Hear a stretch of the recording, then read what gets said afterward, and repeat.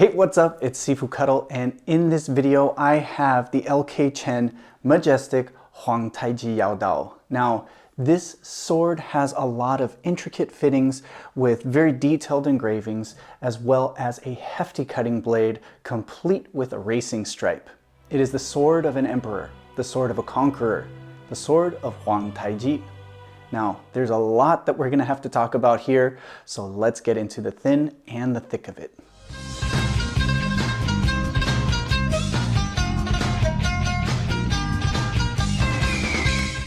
Huang Taiji was the son of Nurhaci, who unified the Jurchen tribes to establish a great khanate known as the later Qing Dynasty, which amassed quite a bit of territory and looked to further expansion into the Ming Empire. After his passing, his son would continue the pursuit to expand the Qing territory and successfully conquered the Ming, establishing a grand new dynasty, the Qing Dynasty, in 1636. Huang Taiji not only took the throne as emperor, but gave a name to the dynasty. Not only that, he changed the name of his people, the Jurchen, to Manchu, because he said that was what the ancestors called it, and it was time to return to the true origin of the people. Huang Taiji expanded the use of the Baqi, or 8-banner system, from representing the various Jurchen houses established by his father in the previous Qing dynasty to political and military application. Banner armies were considered the elite forces, and banner men were the top of the top, while all other typically Han conscripts were relegated to the Green Standard Army. The 8 banners not only represented an elite class, but even had rankings within. There were higher ranking banners for the ethnically Manchu, as well as lower ranking banners for the inducted Han Chinese. However, this was not permanent, and people could actually ascend to a higher ranking banner depending on either acts of merit or even marriage. These banner rankings could change depending on the position of the political leader. So the banner for Nurhaci in the Qing dynasty was the leading banner, but later on in the Qing dynasty, the banner of Huang Taiji became the leading banner. Now, this is where it gets very complicated, so I'll only go as far to say that although there would be one ruling banner house, there was actually a top 3 banners that would be considered the highest nobility. Now, back to Huang Taiji, and more importantly, his sword. The original sword of Huang Taiji still exists. The very well-preserved blade is considered a national treasure first class and can be found on display at the Shenyang Palace Museum. It is an exceptional representation of high-quality forging and metalworking craftsmanship of the time. The pommel, the handle collar, the guard, and the scabbard fittings are all intricately engraved with dragon and cloud motifs. The fittings were originally made of iron, and then with the method of Koftgari or Demascening, which is a very labor-intensive inlay process, gold and silver were added, allowing the iron to remain strong and durable, yet be beautifully decorated in finer, softer metals. A simplification of the Demascening process is that first the iron was scored, either with consecutive lines or in a crossed-hatched pattern. Then the iron was heated until it was red hot and allowed to air cool to anneal the iron, and finally the precious metals were inlaid by beating or pressed into the scoring. Koftgari was perfected by Tibetan artisans, and when you look at Tibetan saddles, you can see the similar motifs of double dragons, lingzhi mushrooms, leaves, and entwining vine-like scrollwork as seen on this sword.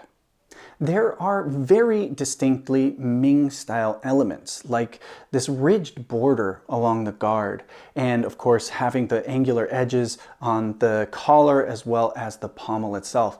But even in this sword, we begin to see the departure from the Ming style and into the Qing style, especially when we look at the shape of the guard itself, where it is less like a complete circle and it starts to create more of a square shape, or like a rounded square. There is an excellent video by Lauscher Scott Rodell where he takes a close look at an existing antique Manchurian guard that was based on the Huang Taiji sword. I'll leave a link in the description so you can check that video out. The sword blade is in the yanling or goose quill design with a false edge and a long fuller groove, which hosts one of the most eye-catching attributes of the sword, the brilliant red cinnabar stripe. Cinnabar has a very bold and vibrant red hue and was an extremely popular dye for textiles, paint, and most importantly for the red of seal stamps or chops. In fact, Cinnabar is still used today for chops and seal stamps and also is used in ceremonies as it is said to contain metaphysical powers that can chase away evil spirits and bad luck. If you are familiar with Chinese lion dancing, the lions must first be awakened through a dotting the eyes ceremony in which Cinnabar is used to paint dots on the eyes, the mouth, the ears, and all along the lion's body to activate its spiritual power before it can be used to bring good luck and chase away evil spirits. This spiritual potency was also why Cinnabar was painted onto swords, to essentially cleanse the energy of the sword and bearer and prevent evil spirits and bad luck from manifesting. The genius of the design was in the fuller groove, as it acted as weight reduction for the sword while maintaining stability and sturdiness. It was said to aid in withdrawing the sword from stabbing, and as well, it kept the cinnabar protected and away from contact when interacting with another weapon.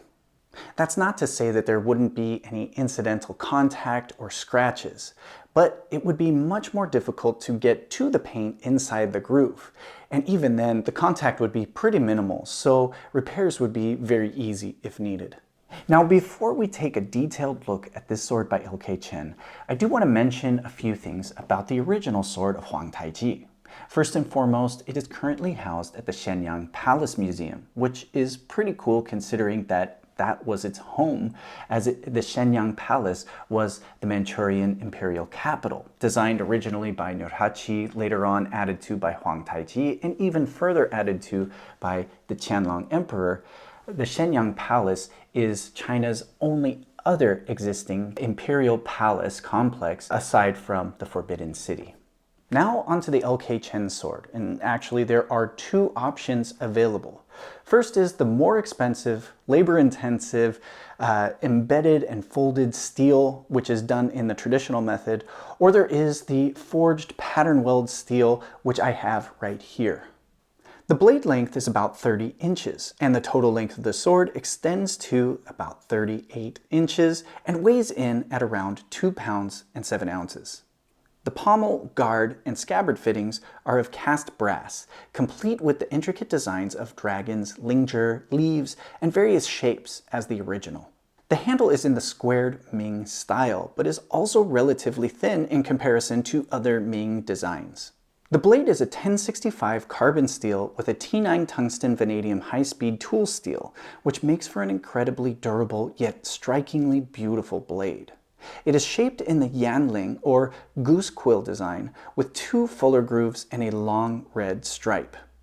Overall, the LK Chen version of the sword is a very accurate reproduction of the original sword in terms of blade measurements and weight as provided by the museum. And the detail work on the intricacies and the engravings on the scabbard fittings as well as the pommel and the guard itself are finely crafted. However, there is one big difference between the two swords, and that is the scabbard. Personally, I feel that this is a perfect fit for such a commanding sword, especially when you look at the blade width. This sword boasts authority. Now, with that said, even though the scabbard is large, it still holds the sword snugly within, which I think is done really, really well. So what can you expect if you pick up this sword for yourself? Beyond its striking looks and presence, this sword is an exceptional cutter. And that comes down to the blade cross-section as well as a decently long false edge. But even more so, this sword has excellent weight distribution, which acts as a natural accelerant that turns this into a high-speed cut once you initiate the technique. All you have to do is control the blade. I also want to take a second to mention that this blade has been the sharpest blade sent to me by LK Chen. From tip to guard, this sword is as keen as can be. This same accelerant is not only just for cutting applications and purposes, but it is very evident in solo training and forms practice. And I found it to actually be a very important method of training, as it really highlights when to turn the blade over, as is common with Chinese broadsword technique. After clearing through your target, you'll flip the blade over, either to rest on the arm and bring around the head again, or to simply rest along the ribs. Now, using this sword, you really have to understand your timing of that flip to make sure that you clear the target, and you have to have that keen attention, because this will move faster once it's in motion.